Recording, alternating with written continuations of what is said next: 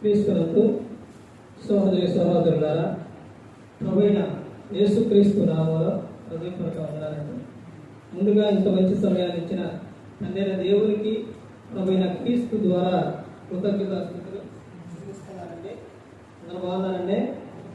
వాక్యం చదువుకొని ప్రార్థన చేసుకున్న తర్వాత పాఠంలోనికి వెళదామండి. యోహాను గారు రాసిన సువార్త 15వ అధ్యాయం. యోహాను గారు రాసిన సువార్త 15వ అధ్యాయం 10వ వచనం.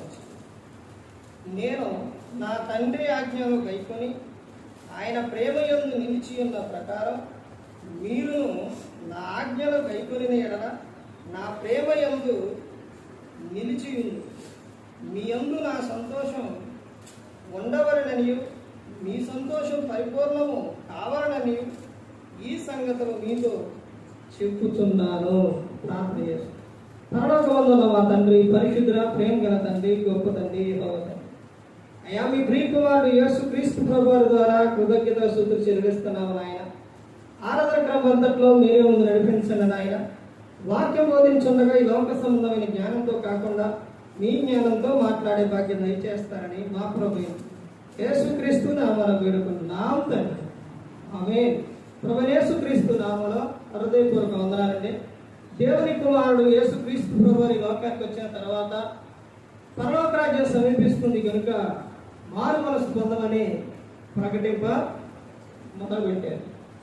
ఈ మారు మనసు అనేది చాలా ప్రాముఖ్యమైనది. యోహాను గారు దాని గురించే ముందుగా చెప్పారు. యేసుక్రీస్తు ప్రభువారు చెప్పారు. యేసుక్రీస్తు ప్రభువారు శిష్యుల పంపుతో కూడా చెప్పమన్న విషయం.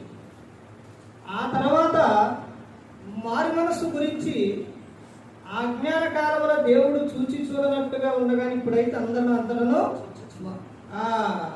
మారు మనస్సు పొందాలి. నీకు అవకాశం ఇస్తుంది కూడా. ప్రకటన గ్రంథంలోకి వెళ్తే ఉంటుంది. అవకాశాలు ఇస్తుంది కూడా. ఎందుకనంటే మారు మనసు. ఎందుకు అంటే ఈ మారు మనసు పొంది నువ్వు బాప్తిసం తీసుకోవాలి. మారు మనసు పొందకుండా నువ్వు బాప్తిసం తీసుకుంటే నీ క్రియలో మారో పరలోకానికి చేర. పశువులు ఉన్నాయండి, గేదెలు ఉన్నాయి. ఆ పశువులు నీళ్ళలో మునుగుతాయి. అలా వెళ్ళి అలా మునుగుతాయి, మరలా లెగుస్తాయి. పరలోకానికి వెళ్తాయా? అలాగే ఏ ఒక్క విషయం కూడా నీలో అనేది అంటే పేతురు గారు చెప్తారు. ఏమని చెప్తారు? అపోస్తల కార్యాలు 2వ అధ్యాయంలో ఉంటుంది. ఏమనంటే పేతురు, మీరు మారు మనసు పొంది పాపక్షమాపణ నిమిత్తం ప్రతివాడు యేసుక్రీస్తు నామమున బాప్తిసం పొందుడి. అప్పుడు మీరు ఏం పొందుతారంటే పరిశుద్ధాత్మను వారు పొందుతారు. మారు మనసు లేదు, పాపక్షమాపణ లేదు, ఇవేమీ లేకుండా నువ్వు నీళ్ళలో మునిగినంత మాత్రాన నువ్వు ఎలా పరిశుద్ధాత్మ వరం పొందుతావు? ఎలా నీ క్రియలు మారితే? ఎందుకు ఈ రోజున ఆరాధనలు మానేస్తున్నారు, ప్రార్థన మానేస్తున్నారు అని అంటే నమ్మి బాప్తిసం పొందకపోవడం వలన, మారు మనసు అనేది లేకపోవడం వలన. నువ్వు మారు మనసు పొందితే పరిశుద్ధాత్మ వరం పొందుతావు. కాబట్టి పరిశుద్ధాత్ముడు ఏం చేస్తారంటే నువ్వు లేచి వెళ్ళు, ఆరాధనకే వెళ్ళు, దేవునిలోనే ఉండు, క్రీస్తు కొరకు నువ్వు బ్రతుకు.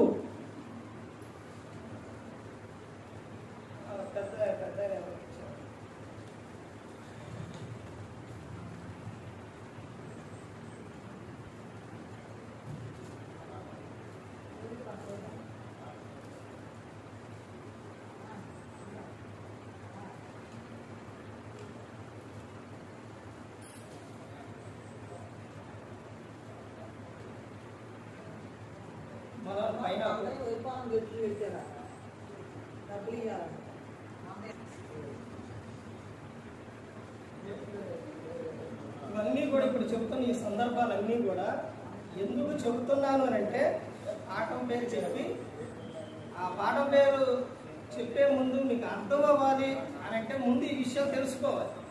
ఈ విషయాలు మీరు వింటేనే ఈ చెప్పే పాఠం అనేది మీకు అర్థమైంది.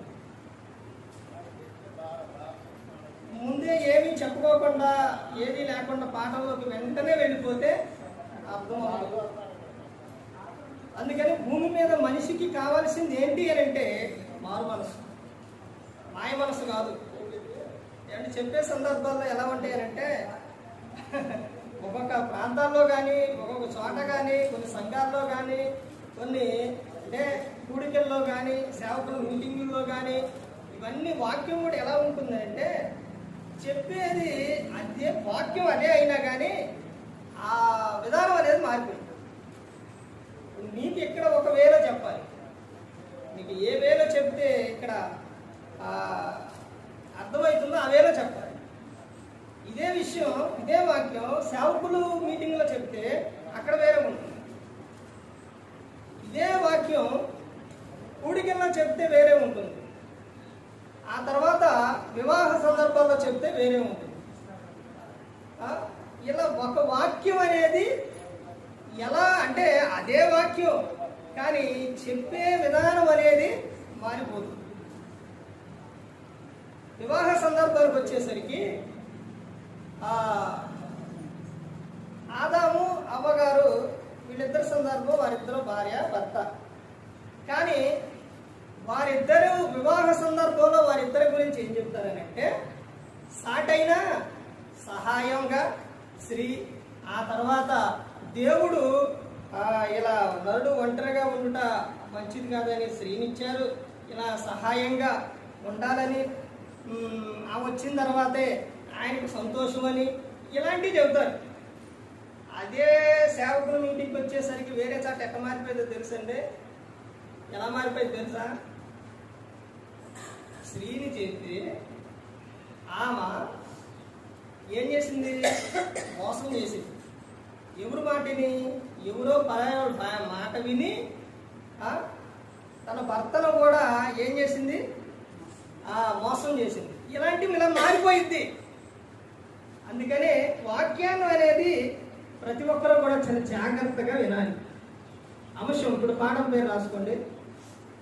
ఆత్మఫలం. ఆత్మఫలాలు ఏంటవి? ఏంటి ఆత్మఫలాలు? 9.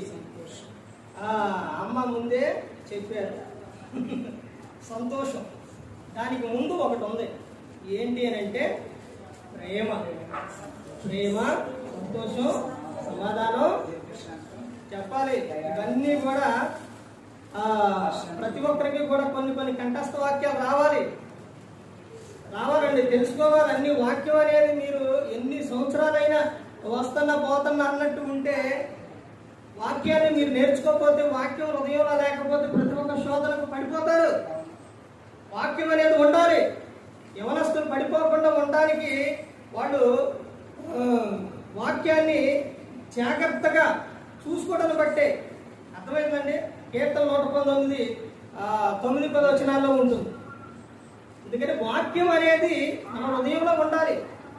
వాక్యాన్ని ధ్యానించాలి, వాక్యాన్ని చదవాలి. అర్థమవుతుందండి? అప్పుడే అర్థమవుతుంది. ఆత్మఫలాలు ప్రేమ, సంతోషం, సమాధానం, దీర్ఘశాంతం, దయాళత్వం, మంచితనం, విశ్వాసం, సాత్వికం, ఆశానిగ్రహం, ఇవన్నీ మొత్తం ఇవన్నీ కూడా వీటిలోని ఒకటి ఈ రోజున చూడబోయే దేని గురించి అని అంటే సంతోషం. ఈ మనిషికి ఏం కావాలి? సంతోషం.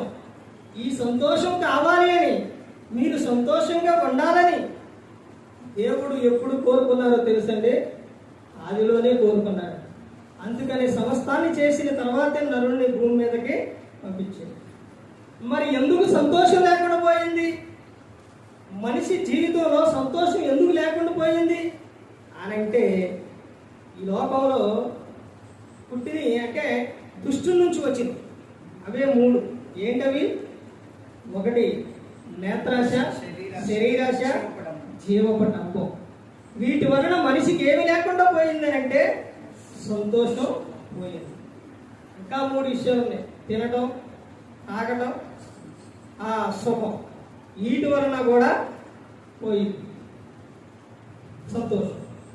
మరి సంతోషం ఎలా వస్తుంది? సంతోషం ఎక్కడ ఉంది? సంతోషం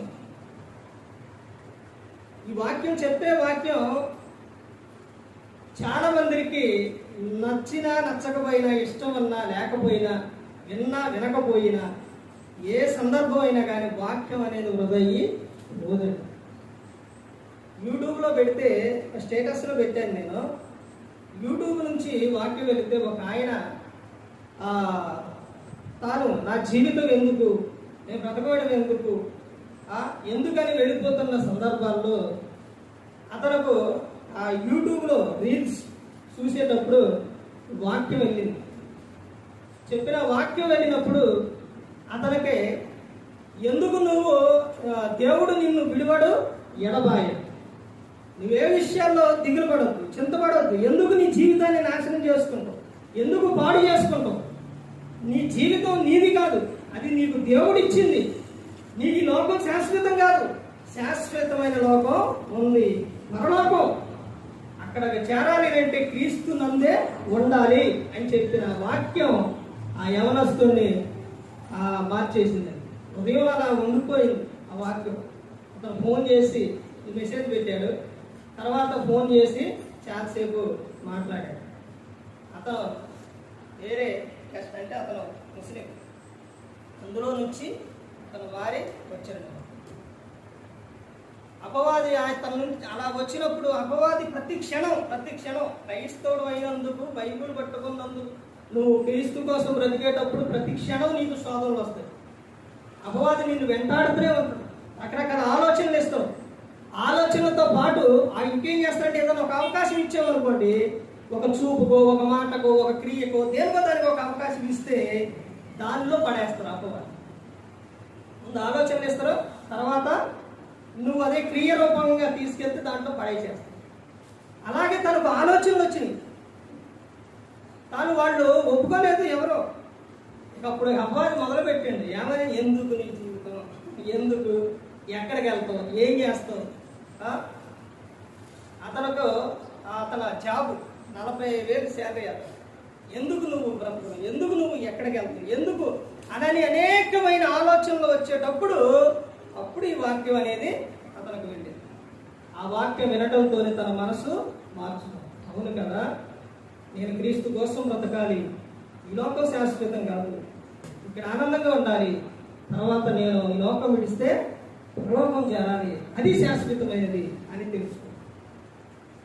వాక్యం ఎప్పుడు కూడా వృధా అయిపోదు. అనేక సందర్భాల్లో దేవుడు మాట్లాడతాడు.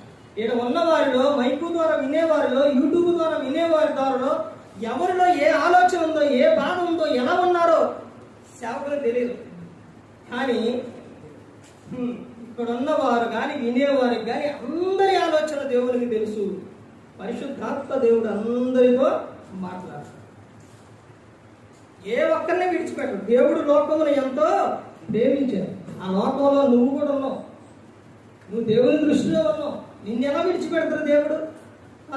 నువ్వు ఏదైతే కలిగి ఉన్నావో, ఏ బాధ అయితే కలిగి ఉన్నావో, ఏ ఆలోచన అయితే కలిగి ఉన్నావో, ఏ దిగులుతో ఉన్నావో, అన్ని విషయాలను ఆయన నిన్ను ఏం చేస్తారో పట్టించుకుంటాడో, వాటికి నీకు జవాబు.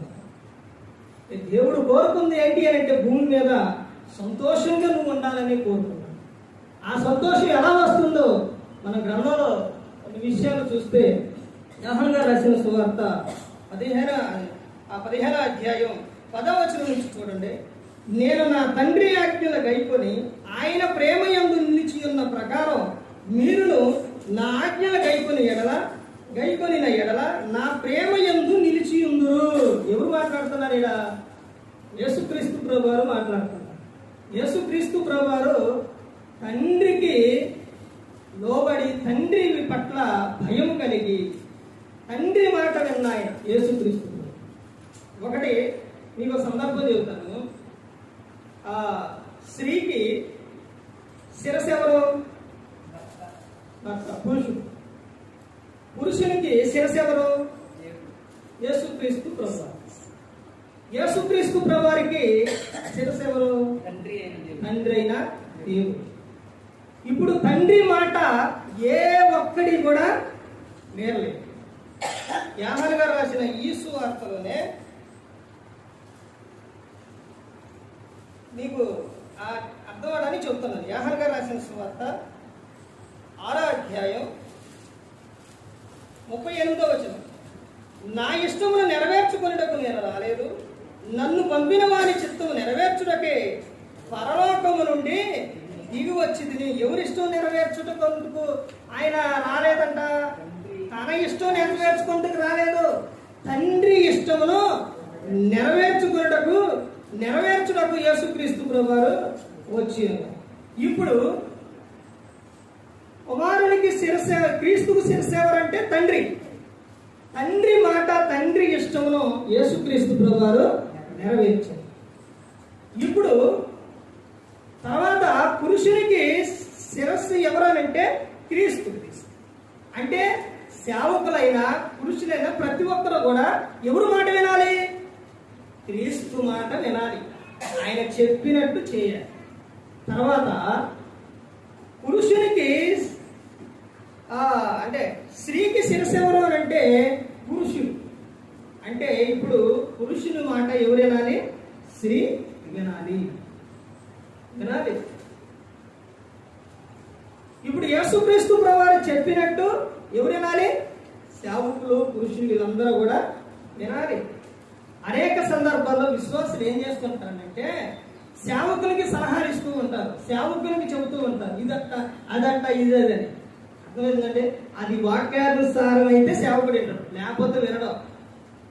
యేసుక్రీస్తు ప్రభువారు చెప్పినట్టే వింటారు, కానీ విశ్వాసులు చెప్పినట్టు, వేరే వాడు చెప్పినట్టు సేవకుడు వినడం. అది ఒకవేళ అది చెప్పేది వాడు కూడా, అది కూడా వాక్యానుసారంగా అయితే సరిదే అంటారు. ఇక్కడ చెబుతున్న సందర్భం ఏంటి అని అంటే, ఇక్కడ యేసుక్రీస్తు ప్రభువారు ఆయన ఏమని చెబుతున్నారనంటే, చూడండి, నేను నా తండ్రి ఆజ్ఞలు. ఈ సందర్భం ఎందుకు చెప్పారంటే, తండ్రి ఆజ్ఞలు ఎవరు గైకొలుస్తున్నారు? కుమారుడు గైకొలుచుండు. అంటే కుమారుడు చెప్పినట్టు ఎవరు వినాలి? సేవకులు వినాలి, పురుషులు వినాలి. అదే చెప్తున్న ఈ సందర్భం చూడండి. తండ్రి, నేను నా తండ్రి ఆజ్ఞలు గైకొని ఆయన ప్రేమ యందు నిలిచి ఉన్న ప్రకారం మీరును నా ఆజ్ఞలు గైకొనిన ఎడల నా ప్రేమ యందు నిలిచి ఉందురు. క్రీస్తు ఆజ్ఞలు గైకొంటే ఆయన ప్రేమ యందు నిలిచి ఉంటారు. ఒక స్త్రీని మోహం చూపు చూడొద్దు అని చెప్పిన విషయం, తర్వాత అబద్ధాలు ఆడొద్దు చెప్పిన విషయం, నిన్ను వలె నీ పొరుగు వారిని ప్రేమించమని, ప్రతి ఒక్కరి విషయాల్లో నువ్వు నిన్ను హింసించే వారి కొరకు, బాధ పెట్టే వారి కొరకు ప్రార్థన చేయటం, జీవించడం, లేకపోతే ఇవన్నీ విషయాలు కూడా, ఇవన్నీ కూడా నిన్ను వలె నీ పొరుగు వారిని ప్రేమించడం, ఇవన్నీ యేసుక్రీస్తు ప్రభువారు చెప్పిన ఆజ్ఞలు. ఇవన్నీ కూడా మీరు చేసినప్పుడు ఎవరు యందు ఉంటారట? నా యందు ఉంటారు. తర్వాత 11వ వచనంలో చెప్తాను విషయం చూడండి. మీ యందు నా సంతోషం ఉండవలనయ్యు. మీ యందు ఏమంటే ఎవరయ్యే సంతోషం అంట? యేసుక్రీస్తు ప్రభువారు సంతోషించాలి. యందు ఆయన సంతోషించాలి. ఆయన సంతోషించే విధంగా మనం ఉండాలి. తర్వాత ఇంకా ఏమని చెప్తున్నారో చూడండి. అక్కడే ఏమని చెప్తున్నారు? ఉండవలని మీ సంతోషం పరిపూర్ణం కావాలని ఈ సంగతులు మీతో చెప్పుచున్నాను. మీ సంతోషం ఎలా ఉండాలి? పరిపూర్ణంగా. యేసుక్రీస్తు ప్రభువారు ఆయన ఎంతగా మనల్ని ప్రేమిస్తే మన కోసం ప్రాణం పెట్టారండి. ఆయన సంతోషమే కాదండి, మన సంతోషం కూడా కోరుకుంటున్నాడు. ఆయన చెబుతున్న సందర్భం ఏంటంటే, ఇక్కడ నేను సంతోషపడే విధంగా మీరు చేయాలి. తర్వాత మీ సంతోషం పరిపూర్ణం అంటే ఎల్లప్పుడూ కూడా, ఎప్పుడూ కూడా మీరు ఎలా ఉండాలి? సంతోషంగా ఉండాలి. అలా సంతోషంగా ఉండాలంటే ఇక్కడ చెబుతున్న విషయం ఏంటంటే, దేవుని ఆజ్ఞల గైకొనుట ద్వారా సంతోషం వస్తుంది. అని చెప్తున్న సందర్భం, ఈ నోటి నిండా ఏం ఉంచుతానని చెప్తున్నారు? నవ్వు ఉంచుతున్నారని చెప్తున్నారు. నువ్వు నవ్వుతూ ఉండాలన్నా, సంతోషంగా ఉండాలన్నా ఆయన ఆజ్ఞలు గైకొంటే సంతోషం. లోకంలో నువ్వు దేని ఒక్క దాంట్లో పడినా కానీ నీకు సంతోషం ఉంటుంది. పాపం వలన వచ్చు జీతం ఏంటి? మరణం. అసలు ఆ సంతోషం అనేది, లోకంలో సంతోషం అనేది లేదండి. అది ఉన్నా కానీ అది ఎలాంటిదంటే క్షణికమైన సంతోషం, శాశ్వతమైన సంతోషం. శాశ్వతమైన సంతోషం ఎక్కడుంది అని అంటే క్రీస్తునందే ఉన్నాను. అందుకనే చెప్తారు కదా పిలిపిలకు 4వ వచనం పౌలు గారు ఏమని చెప్తున్నారు? అసలు అక్కడ 2 సందర్భాలు మనిషికి అలా హృదయం అలా ఉండాలండి. 2 సందర్భాలు ఉన్నాయి. ఎల్లప్పుడు ఒకటేంటి? ఎల్లప్పుడు ఒక రోజు కాదు, 2 రోజులు కాదు, ఒక వారం కాదు, ఒక నెల కాదు, ఒక సంవత్సరం కాదండి. ఎల్లప్పుడూ నువ్వు ఉన్నంతకాలం ప్రభువునందు. ఇంకొక పదం ఉంది, ఏంటది? మరలా. అర్థమైందండి? ఒకసారి చెప్పిండు, మరలా ఇంకోసారి చెప్తాం. మరలా ప్రభువునందు ఏం చేయాలంట? ఆనందించు. ప్రభువునందే ఉందండి ఆనందం. నువ్వు హ్యాపీగా సంతోషంగా నీకు ఎన్నున్నా కానీ నీకు బాధ అయినా శ్రమ అయినా నిందైనా ఏదైనప్పటికీ కూడా నువ్వు ప్రభువునందు ఉండు. నీకు ఒక ఆనంద సంతోషం ఏంటో తెలుసండి? నేను ఆయనతో పాటు ఉంటాను. నేను యుగాలు తరతరాలు నేను సంతోషంగా ఉంటాను. ఎక్కడ మనలో పరలోకం అంటే చెమట, ఎండ, వేడి, బాధ, దుఃఖం, ఏడుపు ఇవన్నీ ఇక్కడే. అక్కడ ఉండదండి. ఆయన ఎప్పుడూ ఆనందమే, ఎప్పుడూ సంతోషం. ఇప్పుడు పిల్లలు చూడండి, వాళ్ళ స్కూల్కి వెళ్ళాలంటే ఇప్పుడు ఇంకా కొన్ని రోజుల నుంచి తర్వాత స్కూల్కి వెళ్ళమంటే ఎలా ఉంటుంది? అలాగే మామూలు బాధ కలగదు. నేను వెళ్ళను ఏడుస్తాను. అయినప్పటికీ ఆ బాధతోనైనప్పటికీ కూడా వాళ్ళు స్కూల్కి వెళ్ళిన తర్వాత అలా వాళ్ళు 1 నుంచి 10th ఇంటర్ అవన్నీ కూడా చదివేటప్పుడు వాళ్ళకి సంతోషం ఉంటుంది అనుకుంటారా? నేను అందులో నుంచి చదువుకొని వచ్చిన వాళ్ళకండి సంతోషం ఉండదు. అవి ఎప్పుడు సంతోషం అంటే ఆ క్లాసులు అవన్నీ పూర్తయిన తర్వాత, అప్పుడు జాబ్ వచ్చినప్పుడు, ఆ తర్వాత ఈ క్లాసులు అవన్నీ పూర్తయిన తర్వాత ఏముంటుంది? సంతోషం. అలాగే ఈ లోకంలో నువ్వు ఇవన్నీ, నీకు బాధలు ఇవన్నీ ఉన్నా ఇవన్నీ ఓర్చుకో. నువ్వు ప్రభునందు నువ్వు ఉండు. నీకు తర్వాత యుగాలు తరతరాలు కూడా నీకు సంతోషమేనండి. ప్రభునందే ఉంది సంతోషం. తర్వాత 2వ విషయం చూడండి, ఇంకా ఏమో చెప్తున్నారంటే 2వ విషయం మొత్తం 3 పుస్తకాల్లో చూపిస్తానండి రెఫరెన్స్లు. యోహాను గారు రాసిన ఈ సువార్తలోనే 15వ అధ్యాయం 10వ వచనంలో అక్కడే చెప్తున్నారు కదా, దేవుని ప్రేమ యందు నిలిచి ఉండుట ద్వారా సంతోషం. తర్వాత 3వ విషయం ఏంటంటే అపోస్తుల కార్యాలు 8వ అధ్యాయం, అపోస్తుల కార్యాలు 8వ అధ్యాయం 4వ వచనం నుంచి చూడండి. కాబట్టి చెదిరిపోయిన వారు సువార్త వాక్యమును ప్రకటించు సంచారం చేసిరి. అప్పుడు ఫిలిప్పు సమరయ పట్టణం వరకు వెళ్ళి క్రీస్తును వారికి ప్రకటించుచుండెను. జనసమూహంలో విని ఫిలిప్పు చేసిన సూచక క్రియలను చూచినందున అతడు చెప్పిన మాటల యందు ఏక మనసుతో లక్ష్యముంచగా అనేకులను పట్టిన అపవిత్రాత్మలు పెద్ద కేకలు వేసి వారిని వదిలిపోయింది. పక్షవాయు గల వారు, కుంటి వారు అనేకులు స్వస్థత పొంది. అందుకు ఆ పట్టణంలో మిగుల సంతోషం కలిగెను. ఏం కలిగిందంట అంటే ఎలా కలుగుతుంది సంతోషం? మొట్టమొదటిగా ఒక్కొక్క విషయాన్ని అక్కడే ఉందండి, ఒక్కొక్క పదాన్ని చూసుకుంటే వెళ్ళాలి. మొట్టమొదటిగా సంతోషం ఎలా వస్తుంది అని అంటే, మనిషికి ఎలా వస్తుంది అని అంటే, ఒకటి ఆయన చెప్తున్న సందర్భం ఏంటంటే క్రీస్తును ప్రకటించుట ద్వారా. పిలుపు గారు ఏం చేశారు? యేసు క్రీస్తును ప్రకటించారు. క్రీస్తును నువ్వు ప్రకటించడం ద్వారా నీకేమొస్తుంది? సంతోషం. బాప్తిస్మం తీసుకున్న ప్రతి ఒక్కరూ, ఆయన శరీరం రక్తం తీసుకునే ప్రతి ఒక్కరూ కూడా ఆ సందర్భం ఎప్పుడైనా గమనించారండి? ఆ సందర్భం ఎప్పుడైనా గమనించారా? కొరింథీయులకు రాసిన మొదటి పత్రిక 11వ అధ్యాయం 23 నుంచి 28 వరకు చదివే సందర్భాల్లో ఎప్పుడైనా సందర్భాలు గమనించారా? గమనించలేదా? మరి ఎందుకు మేము చదవటం? ఎందుకంటే అది చదివించేది ఎందుకు? వాక్యం మీరు వింటారని, మీరు అర్థం చేసుకుంటారని. అక్కడ ఉన్న సందర్భం అంటే ఆ క్రమం, ప్రభురాత్రి క్రమం అది ఎలాగా ముందు చదివి, తర్వాత రొట్టె విరిచి, తర్వాత ఆయన గిన్నె పట్టుకొని, పాత్ర పట్టుకొని ఎత్తి ప్రార్థన చేసి అప్పుడు ఇస్తారు. ఈ సందర్భంలో అక్కడ కొన్ని విషయాలు ఏంటి అని అంటే, అక్కడ ప్రభువును క్రీస్తును జ్ఞాపకము చేసుకుని. ఆ తర్వాత ఇవన్నీ తీసుకున్నాం.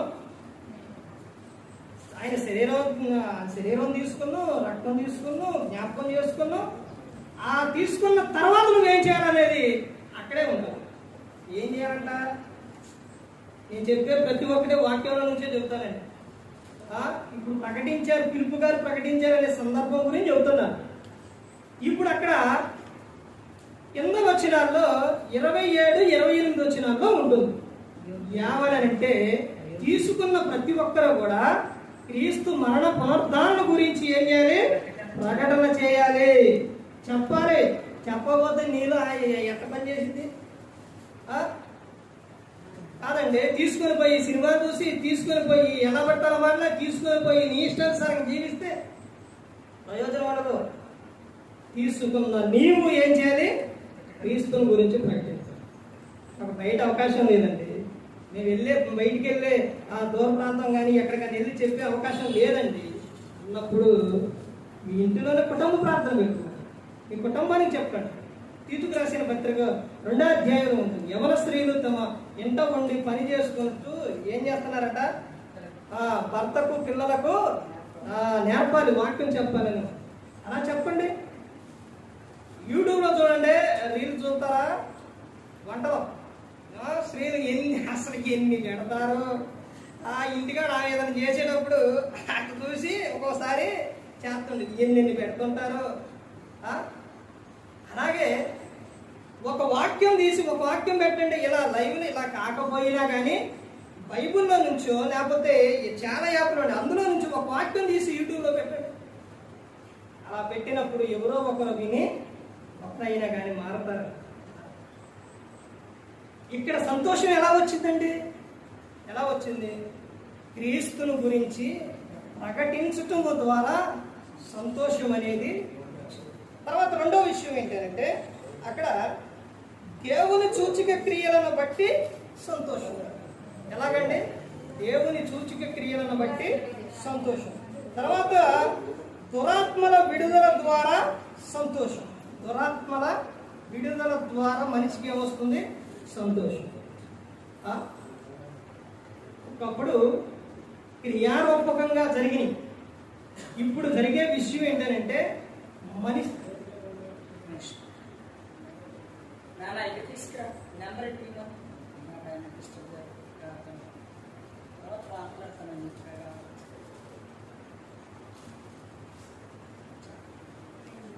క్రియారూపం అంటే దురాత్మ ఇవి వచ్చినప్పుడు జరిగే విషయం ఏంటంటే ఏం జరుగుతుందనంటే తన నోరు కంట్రోల్లో ఉండదు, తన ఆలోచన కంట్రోల్లో ఉండదు.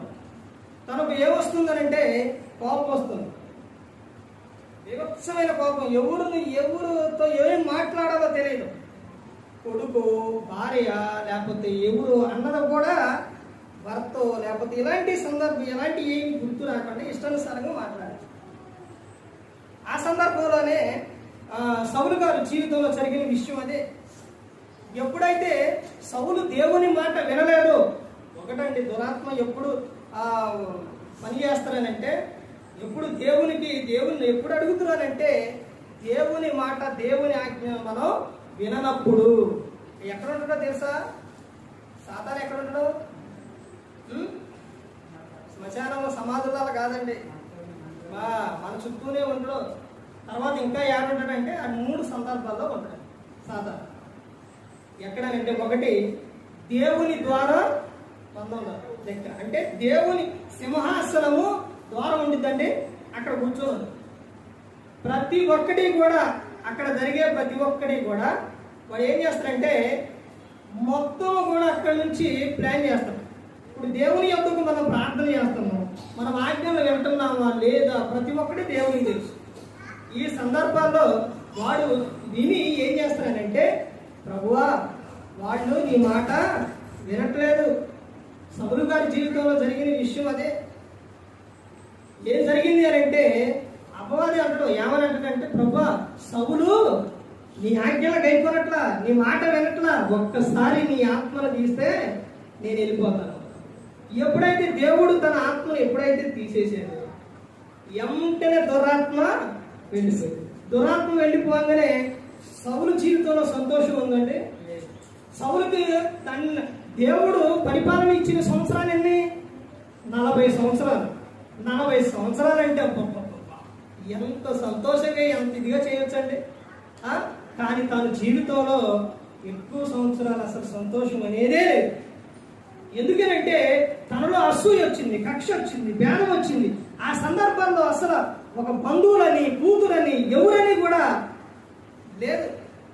ఏం జరిగిందో ఆ సందర్భం చెప్పి ఇంకా ముందుకు. అసూయ ఎవరి మీద వచ్చింది? దావీదు గారి మీద. దావీదు గారు ఎవరు? సౌలు గారి అల్లుడు.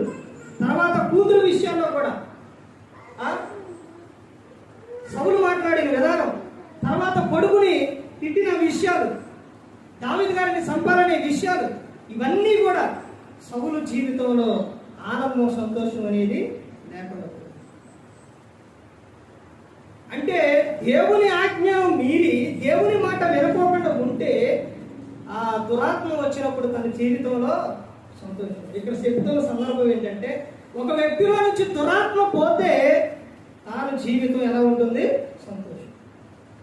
అపవాది రెండోది ఎక్కడ ఉంటాడనంటే అపోస్తలుడైన పౌలు గారు ఎఫెసీయులకు రాసిన పత్రిక 6వ అధ్యాయం 10-11 వచనాలు చదువుకుంటూ వెళితే ఎక్కడంటే ఆకాశ మండలం ముందు దురాత్మల సమూహం. ఆకాశ మండలం అక్కడి నుంచి భూమి మీదకి వస్తూ ఉంటుంది సాతాను. అదే మూడో విషయం, మనుషులందరి చుట్టూ, వారి గృహాల చుట్టూ తిరుగుతూ ఉంటాడు. ఎందుకు మనుషుల చుట్టూ, గృహం చుట్టూ తిరుగుతారంటే ఇక్కడ 2 సందర్భాలు. ఒకటి, మనిషి చుట్టూ ఎందుకు తిరుగుతారంటే ఏ ఒక్క అవకాశం ఇస్తారా, ఏమైనా పడేయాలి, ఏమైనా ఇచ్చేయాలని చూస్తారు, లోకాశ. తర్వాత గృహం, అది చాలా ప్రాముఖ్యమైనది. మన వివాహ సందర్భంలో చెప్పాను, మొట్టమొదటిగా దేవుడు కట్టిన ఏంటి అని అంటే ఇదేనండి. ఏంటది? కుటుంబం. కుటుంబం. ఆ కుటుంబంలోనే సంతోషం, సమాధానం లేకుండా చేయాలి. ఇప్పుడు ఆ గృహం చుట్టూ తిరిగినప్పుడు ఎవరో ఒకళ్ళు దేవుని మాట వినకుండా ఉన్నప్పుడు వారికి ఆలోచనలు వేరే రకరకాల ఆలోచనలు ఇచ్చి ఆ కుటుంబంలో సంతోషం లేకుండా చేస్తారు. ఈ 2 చాటలు తిరుగుతుంటాడు అపవాది. ఒకటి మనిషి చుట్టూ, తర్వాత గృహం చుట్టూ. ఇప్పుడు మనిషి కూడా తాను దేవుని మాట విని దేవుని ఆజ్ఞను గైకొని నడుస్తూ ఉంటే అవకాశం ఉంది. అదే కుటుంబంలో నువ్వు ఎప్పుడు ఆనందంగా, సంతోషంగా ప్రభువునందు ఉండి నువ్వు పాటలు, దేవుని పాటలు పాడుతూ, ప్రార్థన చేస్తూ, వాక్యం చదువుతూ, ఇలా నిత్యము అలా ధ్యానిస్తూ, ఇలా చేస్తూ ఉంటే మనకు అవకాశం ఉండదు. అర్థమవుతుందండి? అందుకనే దురాత్మ పోయినప్పుడు ఒక వ్యక్తిలో నుంచి ఆ వ్యక్తికి ఏమొస్తుంది? సంతోషం అనేది వస్తుంది. తర్వాత ఇంకా ముందుకెళ్తే ఇంకా చెప్తున్న సందర్భాలు ఏంటి అని అంటే, తర్వాత స్వస్థత పొందుట ద్వారా మనిషికి సంతోషం అనేది వస్తుంది. ఒక వ్యక్తి నువ్వు విశ్వాసంతో నువ్వు ప్రార్థన చేసుకుంటే నీకే స్వస్థత కలుగుతుంది. తర్వాత ఇంకా చూడండి, ఇంకా మూడో విషయం, మూడో పుస్తకం ఎక్కడ మనం చూద్దామంటే పేతురు గారు రాసిన మొదటి పత్రిక. పేతురు గారు రాసిన మొదటి పత్రిక 1వ అధ్యాయం 8వ వచనం నుంచి చూడండి. 8-9 కలిసి ఉంటే, మీరు ఆయనను చూడకపోయినను ఆయనను ప్రేమించుచున్నారు. ఇప్పుడు ఆయనను కన్నులారా చూడకయే విశ్వసించు మీ విశ్వాసమునకు ఫలమును అనగా ఆత్మరక్షణను పొందుచు చెప్పసాధ్యమును మహిమాయుక్తమునైన సంతోషం గలవారై ఆనందించుచున్నారు. ఇక్కడ సంతోషం ఎలా వస్తుంది అని అంటే దేవుని ప్రేమించుట ద్వారా సంతోషం. దేవుణ్ణి ప్రేమించడం ద్వారా మనిషికి ఏమొస్తుంది? సంతోషం వస్తుంది. తర్వాత ఇంకా ఏమని చెప్తున్నారంటే దేవుని యందు విశ్వాసం ఉంచడం ద్వారా మనిషికి సంతోషం. ఏమంటే ఇవన్నీ భారమైనయా? మత్తయి గారు రాసిన సువార్త 11వ అధ్యాయం 28-29 వచనాల్లో ఏమని ఉంటుందండి? ప్రయాసపడి భారం మోసుకొస్తున్న సమస్త జనులారా నా యొద్దకు రండి, నేను మీకు విశ్రాంతిని కలుగు చేస్తాను. నేను సాత్వికులను, దీన మనసు గలవాడును కనుక నా కాడిని మీరు ఎత్తుకొని ఏం చేయాలంట, నా యొద్ద నేర్చుకొనుడి. అక్కడ చెప్తున్న సందర్భం నా కాడి ఎలా ఉంటుందని చెప్తున్నారు, సులువుగాను తేలికగాను ఉంటుంది.